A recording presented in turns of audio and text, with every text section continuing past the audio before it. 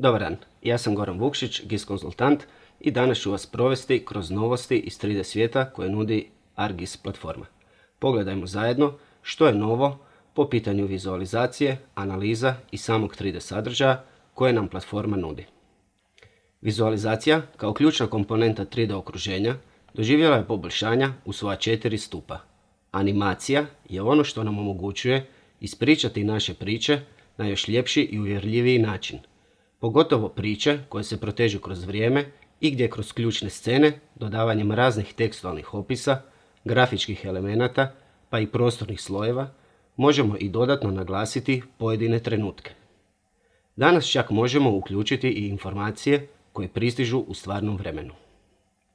Drugo, implementirana su brojna poboljšanja prikaza.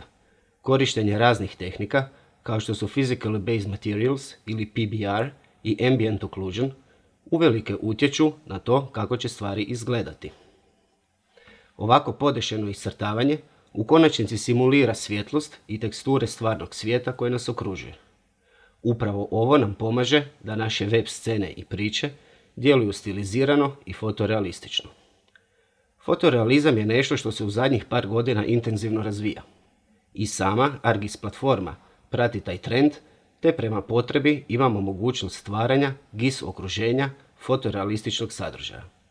Ovome uvelike pridonose mogućnosti prikazivanja atmosfere, vodenih površina kao i refleksije, to jest odraza. Treća je mogućnost objava naše GIS priče, svega što smo stvorili, objaviti kao AR ili VR iskustvo. ArcGIS širi svoje mogućnosti kreiranja metoda kojima postaje jednostavno objavljivati sadržaje kao augmented, to jest poboljšana ili potpuno virtualna stvarnost. Ovo znači da sada možemo rezultat našeg rada podijeliti s drugima koji će ga interaktivno moći konzumirati korištenjem raznih AR i VR uređaja.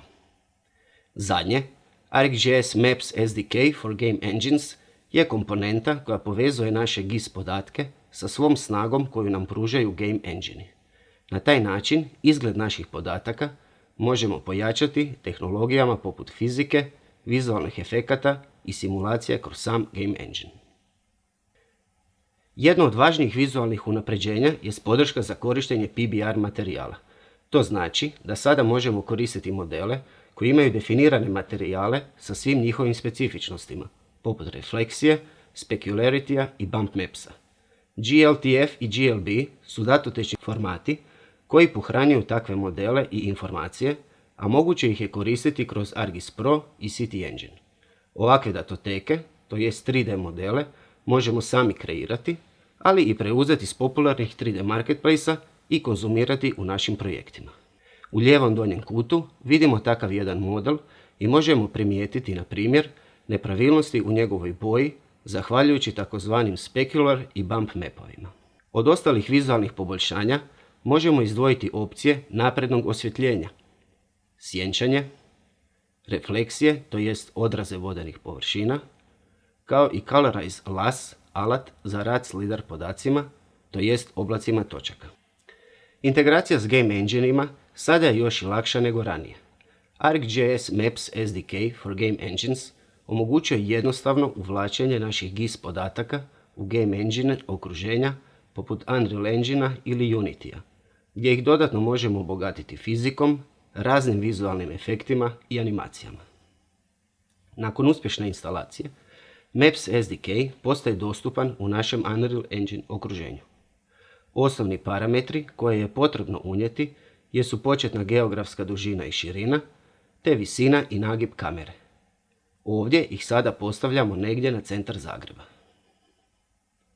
Dodatno su nam dostupne i opcije definiranja basemapa, gdje ostavljamo defaultni world imagery, kao i mogućnost definiranja proizvoljnog modela terena. Sljedeći korak je dodavanje samih GIS podataka. Izvor GIS podataka koji dodajemo može biti web servis ili lokalna datoteka. Web servisi se mogu nalaziti na ArcGIS Online-u ili organizacijskom enterprise-u. Ovdje se odlučujemo za servise, pa ćemo kopirati URL-ove servisa i dati im proizvoljne nazive. Ovime smo izvršili najosnovnije korake, te ukoliko sada pokrenemo naš projekt, trebali bi vidjeti Zagreb u 3D kroz Unreal Engine. Ukoliko ste jedan od igrača planetarno popularnog Fortnitea, koji je napravljen korištenjem upravo vidljivog Unreal Engine-a, a dosadilo vam je trčanje od Salty Springsa do Tilted Towersa, ovo je vaša prilika da kroz Unreal Engine, korištenjem stvarnih GIS podataka, protrčite od Mimare do Kulelo Trščak. Prvi korak smo upravo odradili. Ovime smo došli do kraja današnjeg pregleda glavnih 3D novosti koje nam donosi ArcGIS platforma. Najljepše vam se zahvaljujem na pažnji i lijepo vas pozdravljam.